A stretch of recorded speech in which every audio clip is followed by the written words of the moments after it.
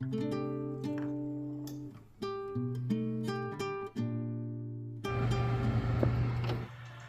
Everyone, good morning, नमस्ते and welcome to my blog. कैसे हो आप लोग? I hope everyone is doing good. Hello दोस्तों, तो बच्चे लोग दोनों स्कूल में हैं और मैं नहा के सुबह के बाकी के सब काम फिनिश हो गए हैं। नहीं, आज है बनाऊंगी कुछ यम्मी सी कुकी, जीरा कुकीज़ बनाऊंगी। थोड़ा सा चॉकलेट ग्लेजिंग भी करूंगी। बच्चे लोगों को ऐसा चीज़ें पसंद आती है ना, तो वो बनाऊंगी। और बहुत सारे बेल पेपर्स आए हैं वीकेंड में, इंडियन स्टोर में सेल में लगे हुए थे, तो बहुत सारे लाई हूँ ना। तो फिर अभी सब्जी भी उसी तरह की बनेगी, तो आज चिली पनीर बनाऊंगी। और आज के व्लॉग में कुछ शेयर करूंगी, लाइक मैं रेगुलर रूटीन में जो किचन के यूटेंसिल्स यूज़ करती हूँ, लाइक पॉट्स हो गए, वो सब नॉन स्टिक मैंने कम्प्लीटली बंद कर दिया है। तो मैं मेरे पास क्या क्या है वो सब मैं शेयर करूंगी। और मैंने बटर है ना, रात को ही बाहर निकाल के रख दिया था, थोड़ा सा सॉफ्ट हो जाए। वाइट टी शर्ट है ना, तो फिर मुझे एप्रन पहनना ही पड़ेगा। जब भी मैं वाइट पहनती हूँ ना, तो कुछ स्टेन पड़ ही जाता है, छोटा सा भी गिर जाता है और ख़राब हो जाता है, तो एप्रन पहन के ही काम करना पड़ेगा। तो मैं ये शाह जीरा यूज़ करूँगी। तो उसमें है ना, रेगुलर जीरा से ये शाही जीरा अच्छा लगता है, फ्लेवर बहुत अच्छा आता है, पर थोड़ा सा स्ट्रांग होता है ना। तो रेगुलर जीरा यूज़ कर उससे हाफ़ ही क्वांटिटी में डालना है। तो मैं यहाँ पे हाफ टेबल स्पून यूज़ करूँगी और थोड़ा सा इसे दबा दबा के थोड़ा सा कूट लूँगी। यहाँ पे 1.5 कप में लूँगी व्हीट का आटा, और 1.5 कप आधा आधा करूँगी ऑल पर्पज़ फ्लावर और व्हीट फ्लावर को। बिस्किट एकदम बाहर जैसी बनेगी। अगर हम होल 100% होल व्हीट आटा यूज़ करते हैं ना, तो इतनी अच्छी नहीं बनती और बच्चे लोगों को फिर पसंद नहीं आएगी। और 1.5 कप हो गया। मैं सबसे पहले बटर और शुगर को बीट करेंगे। तो इतना तो सॉफ्ट चाहिए हमें। हाफ कप लिया है यहाँ पे बटर। तो मैं थोड़ा-सा घी भी डालूँगी, 2 टेबलस्पून जितना, आप 4 टेबलस्पून तक डाल सकते हैं। अगर बहुत ज़्यादा क्रिस्पी क्रंची बनानी हो ना, तो हाफ कप तक घी भी डाल सकते हो, या 1 कप बटर यूज़ कर सकते हैं। और 1/4 कप से थोड़ा-सा कम यहाँ पे ब्राउन शुगर यूज़ किया है। 1/4 कप से थोड़ा-सा ज़्यादा भी कर सकते हो यूज़, थोड़ी-सी स्वीट चाहिए तो, या फिर व्हाइट शुगर भी यूज़ कर सकते हैं। अब हम इसे अच्छे से बीट करेंगे।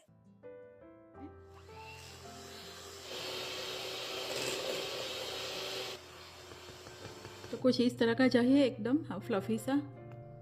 तो आटा यहाँ पे छान के डालेंगे थोड़ा सा। सॉल्ट जाएगा, सॉल्टी कुकी है तो थोड़ा सा 1.5 टू 2 टीस्पून तक डाल सकते हैं। यहाँ पे 1.5 टीस्पून जाएगा बेकिंग पाउडर, और हाफ टी स्पून जाएगा बेकिंग सोडा।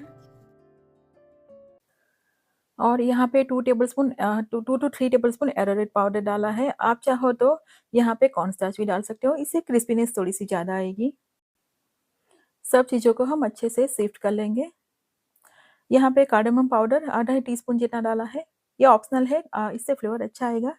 शाही जीरा डाल देंगे और सबसे पहले स्पैचुला से ही सब चीज़ें मिक्स करेंगे। हाथ डालेंगे ना तो पूरा बटर मेल्ट हो जाएगा ना, वो हमें नहीं चाहिए। तो पहले स्पैचुला से मिक्स करके बाद में इसको हाथ से थोड़ा-सा गूँधेंगे। और मिल्क है ना, गरम नहीं चाहिए, ठंडा ही चाहिए, धीरे-धीरे डालते जाएँगे। आटे को बहुत गूँथना नहीं है, सिर्फ इसे कलेक्ट करना है इस तरह से। ऑलमोस्ट हो गया है ये।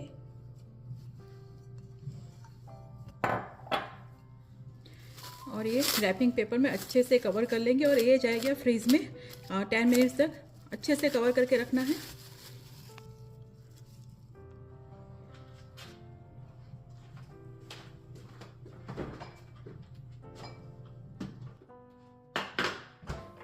तो बस किचन मैंने क्लीन कर लिया है और अभी सभी बर्तन निकालूंगी। सबसे पहले कुकर्स आएंगे।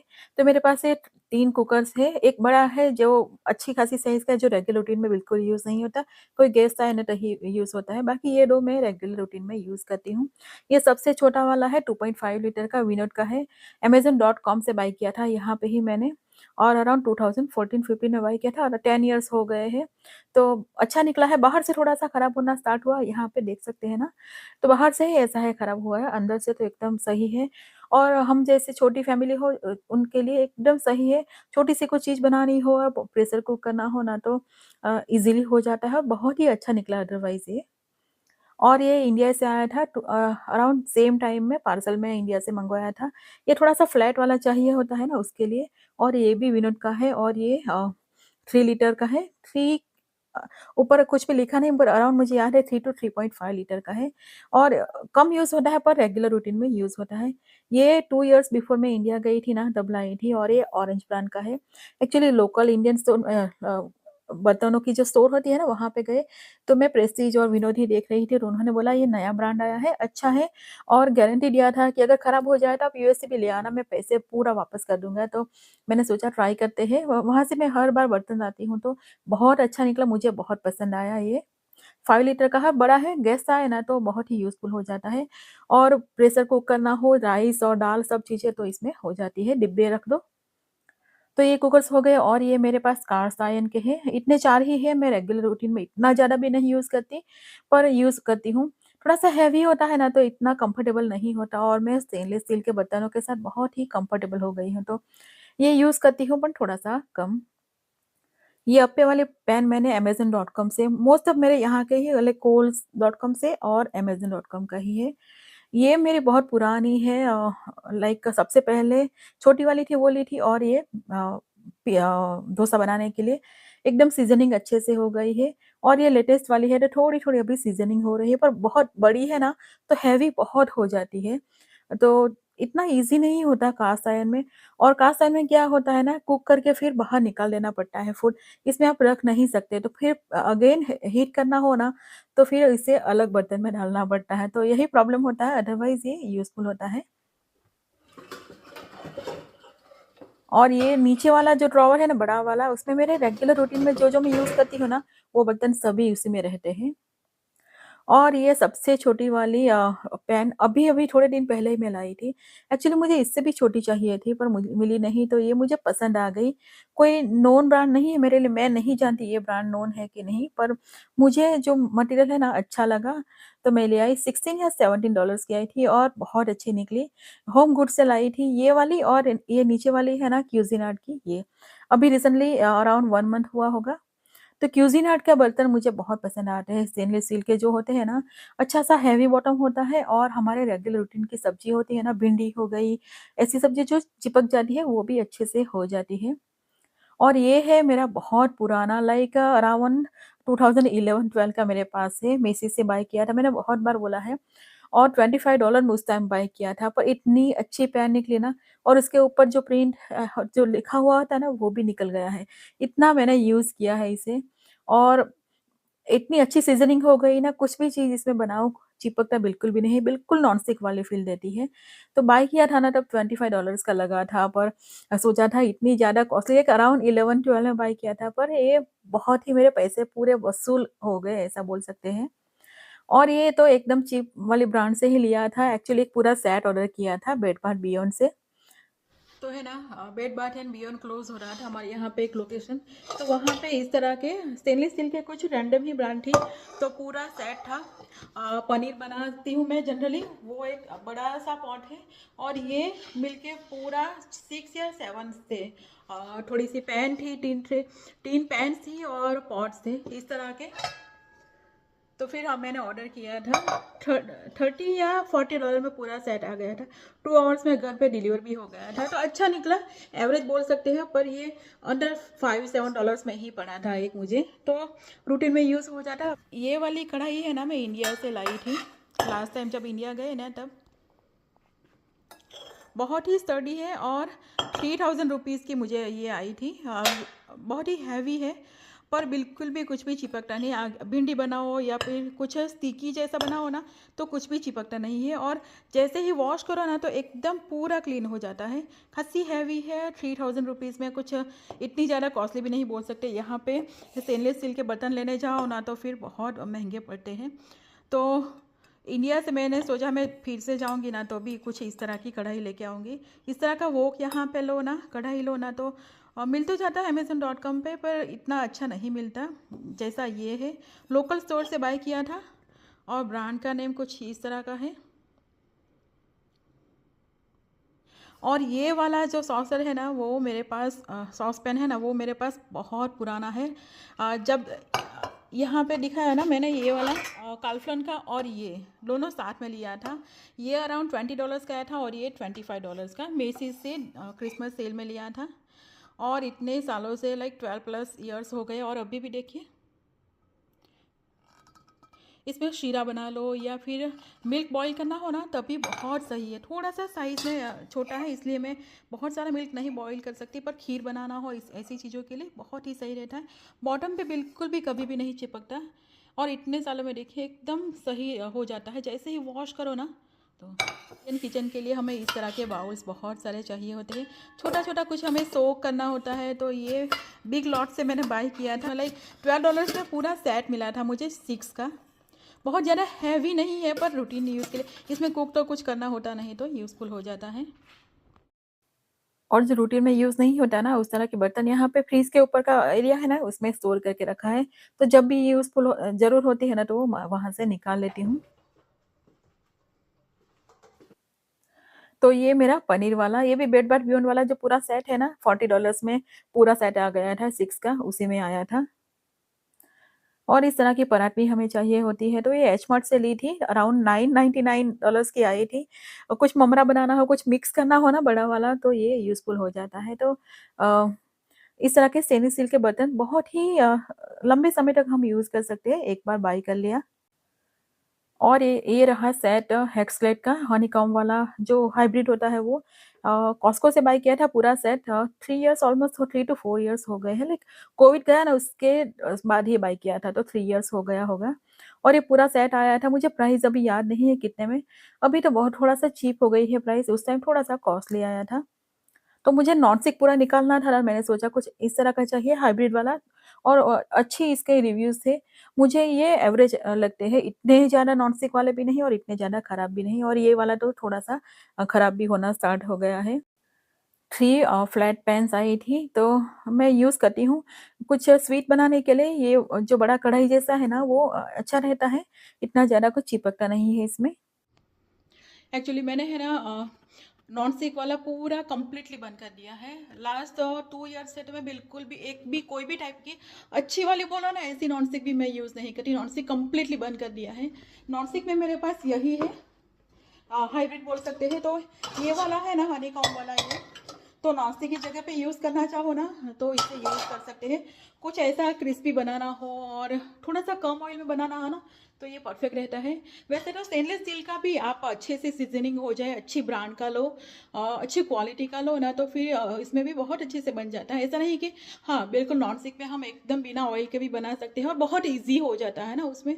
तो इसमें थोड़ा सा इतना ईजी नहीं होता, थोड़ा सा हमें केयर करके बनाना पड़ता है। पर एक बार क्या होता है ना जब आप यूज़ करना स्टार्ट कर दो फिर यूज़ तो हो जाते हैं एक टाइम के बाद। तो नॉन स्टिक को तो कंप्लीटली घर में एक भी नॉन स्टिक है ही नहीं। हम लोगों ने पहले तो सोचा कि धीरे धीरे निकालते हैं, फिर घर में एक तो रखी थी नॉन स्टिक मेरे पास थी। तो क्या होता है ना ईजी पड़ता है ना तो फिर हाथ में कई बार कुछ चीज़ें बनाते हो ना लाइक कोई स्वीट बनाने जाओ ऐसी चीज़ों के लिए हम यूज़ कर लेते हैं। तो फिर एक बार सोचा हस्बैंड के साथ हम लोगों ने डिसाइड किया जो चीज़ें नहीं यूज़ करनी है तो उसको बस निकाल ही दो। तो नॉन स्टिक उसी के लिए निकाल लिया था। और उससे पहले क्या किया था अराउंड 7 या 8 इयर्स पहले एल्यूमिनियम के सब पॉट्स निकाल लिए थे। मेरे पास कुकर था, एक दो पतीली थी और एक पॉट था। एल्यूमिनियम का हम कढ़ाई भी यूज़ करते हैं ना इंडिया में तो उस तरह का था। मेरे पास बर्तन में स्टेनलेस स्टील है और ये हाइब्रिड वाला है। और मैं यूज़ तो हो गई हूँ कास्ट आयरन में भी तो वो भी यूज़ करती हूँ। और जैसे मैंने बोला ना एक बार मन बना लो कि नहीं यूज़ करना है जैसी चीज़ें ऐसी चीज़ें जो हेल्थ के लिए अच्छी नहीं है तो फिर स्टॉप यूजिंग दैट। और स्टॉप कर दो तो पहले पहले थोड़ी सी डिफ़िकल्टी रहती है ना, कोई भी चीज़ हम नई स्टार्ट करते हो जिस चीज़ से यूज़ तो होते हो उसको छोड़ना और फिर नई चीज़ों में जाना थोड़ा सा ऐसा होता है ना डिफ़िकल्ट हो जाता है। पर धीरे धीरे फिर हाँ। और अच्छी क्वालिटी की एक बार आप स्पेंड करो, थोड़ा सा मनी ज़्यादा जाता है अच्छी क्वालिटी बाय करने के लिए। पर ये ऐसा नहीं है कि 1-2 साल में यूज़ किया फिर ट्रैश करना पड़ेगा। ये मेरे पास ये वाली है, ये वाली, ये 2011-12 की है मेरे पास। और तभी बाय किया तभी लगा था कि $25 बहुत ज़्यादा हो जाते हैं, $25 की बाय करना। पर अभी इतने साल हो गए अभी भी अच्छी है। अभी मेरा कुछ प्रॉब्लम हो उससे बेटर हो कि हम इस तरह से कुछ अच्छे बर्तनों में पैसे मनी स्पेंड करें। यहाँ पे स्पैचुला जो रेगुलर यूज़ में नहीं काम के और ऐसी थोड़ी बहुत सारी चीज़ें होती हैं ना बर्तन और ऐसी चीज़ें वो यहाँ पे ही रखा है। तो बस ये सब बर्तन रहे मेरे पास जो मैं रेगुलर रूटीन के खाने के लिए यूज़ करती हूँ। आइदर स्वीट बनानी हो या फिर रेगुलर खाना बनाना हो। बहुत सारे इतने ज़्यादा बर्तन मेरे पास नहीं है, इतने ही है। और ये मेरा ड्रॉवर डेडिकेटेड है purely for regular routine use के बर्तनों के लिए। और हाँ, मैं ये भूल गई थी, अभी-अभी ये थैंक्सगिविंग पे ही लाई थी, 2 का सेट आया था डच ओवन शायद बोलते हैं, मुझे याद नहीं रहा, पर इस तरह के पॉट जो कास्ट आयरन के हैं पर कोटिंग वाले हैं और एकदम हेवी बॉटम वाले हैं, तो कुछ बनाना हो ना, लाइक घी मेल्ट करना हो और ऐसी चीज़ें भी करनी हो या फिर खीर बनाना हो, ये सब चीज़ों के लिए बहुत ही अच्छा है और ये अच्छी साइज़ का है, थोड़ा-सा हेवी है पर रूटीन के कुछ राइस बनाना हो, सब्ज़ी बनाना हो या इस तरह के लिए बहुत ही ईज़ी रहता है। और क्लीन करना भी आसान होता है। जब मेटल के स्पैचुला नहीं यूज़ करने, वुडन के ही यूज़ करने हैं सॉफ्ट वाले इसमें। और इधर हमारे आटे का भी रेस्टिंग टाइम इनफ हो गया है, तो मैं पहले ये करूँगी, फिर आज कुछ यम्मी सा दूसरा भी बनाने वाली हूँ, ब्रेड बनाने वाली हूँ होल व्हीट आटे की, तो वो भी बनाऊँगी। बच्चे लोगों को थोड़ा-सा कुछ खाना हो ना एक्स्ट्रा, थोड़ा-सा डिनर जल्दी हो जाता है, तो ये सब चीज़ें होती है ना, तो उन लोगों को स्नैक्स टाइम हो जाता है अच्छे से। तो बहुत इसे गूँथना नहीं है, हल्का-हल्का सा मैंने थोड़ा-सा कलेक्ट कर लिया है और अब हम इसे पतला-सा बेलेंगे।